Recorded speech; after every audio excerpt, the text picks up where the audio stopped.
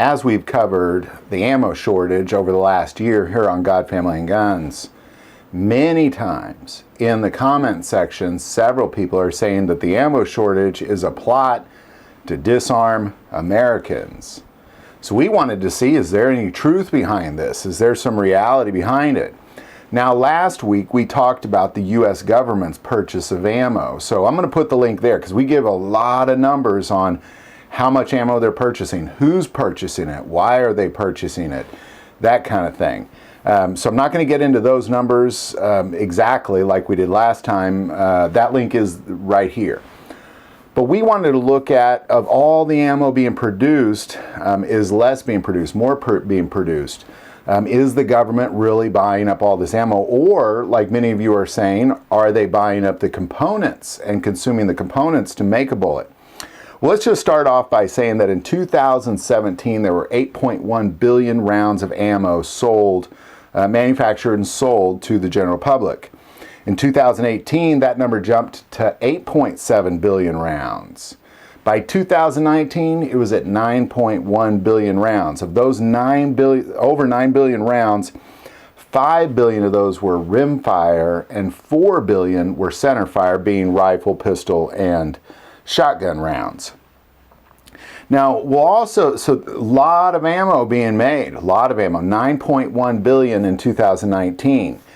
By 2020, we don't know the exact numbers, but it is estimated 11 to 12 billion rounds of ammo was manufactured and sold to the general public. So who bought it all? Well, that's a lot of ammo. That's more ammo produced and sold than any time since World War II in America. Well, let's start off by saying the U.S. military makes their own ammo. According to Title V, they're required to make their own ammo. And it's really a choice the military has made. They're not going to depend on anybody but themselves. So at Lake City Ammo Manufacturing Plant in Independence, Missouri, it's the only ammo manufacturing plant today for the U.S. military. During World War II, there was 8. Now it's just down to Lake City. So they make their own, and they're making an estimated 1.6 billion rounds for the military. So the military is not consuming any ammo, but is the government consuming it? And are they buying up all the ammo just to disarm us? Well, we'll say last time we talked about all the different agencies, non-military federal agencies, the FBI, the IRS, even as far as the Small Business Administration, the SBA, all have guns, and they bought a total of $1.6 billion worth of ammo made by civilian manufacturers here in the U.S. in 2020. $1.6 million is a lot of money to spend on ammo. Now for us, that would be less than 1.6 billion rounds. So out of the 11 to 12 billion rounds in 2020, if that was us purchasing it, that would only be about 10% of the ammo was purchased. Now, of course, they're getting a much better deal than that, so I'm sure they purchased more than 1.6 billion rounds. My guess is probably about 2.5 billion rounds of the 12 billion rounds made. So that means more than 10 billion rounds are being sold to the general public. So why is it gone? Well, let's start by saying when COVID hit last spring, a lot of panic buying. First-time gun owners than ever before. Followed by civil unrest, more panic buying, followed by the election, more panic buying, followed by the chaos after the election, more panic buying, followed by the January 6th events at the Capitol, more panic buying, and then finally inauguration, and then more panic buying. So there's been this constant, steady series of events that have led the general U.S. population to panic buy ammo. Now, we saw this same phenomenon with toilet paper. Now, when the toilet paper disappeared, it wasn't that there was some sort of conspiracy that they were trying to hide all the toilet paper. It's just everybody panic bought. And toilet paper manufacturers were putting out more toilet paper than ever before, but it was still very difficult to find for many months because then people kind of came to their senses. But with the ammo, people have not come to their senses yet. There's just this constant state of panic buying.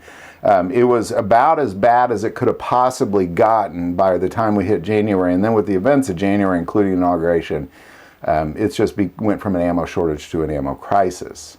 To answer the question, with at least 10 billion rounds being sold to the general public in 2020, this is not a conspiracy by any means.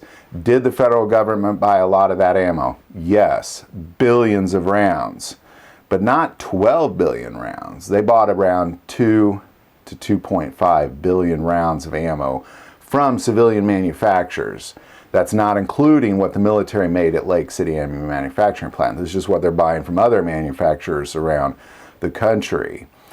But for the other 10 billion, that's more ammo that's been sold to the American public than any other year in the history of ammo. Now, there was more ammo being made in World War II, but all that ammo was going to the war efforts. There was more ammo sold to the general public in 2020 than any other year, probably in the history. Now, of course, I haven't gone back further than World War II, but I couldn't imagine any time in the history of the world where the general public in the United States felt they needed this much ammo. So again, I do not believe it's a conspiracy. Yes, the federal government is buying billions of rounds, but only 10% is my best guess based off of their budget and the amount of ammo being produced in the United States in 2020. So love to hear your thoughts on this. Put it in the comments below. If you like this video, click like and subscribe. If you feel called to support our channel through Patreon, that link is also below. But the most important part of this channel is we take prayer requests, so never hesitate to send that in. Thank you for watching this episode of God, Family, and Guns. And as always, love God, love your family, and love guns.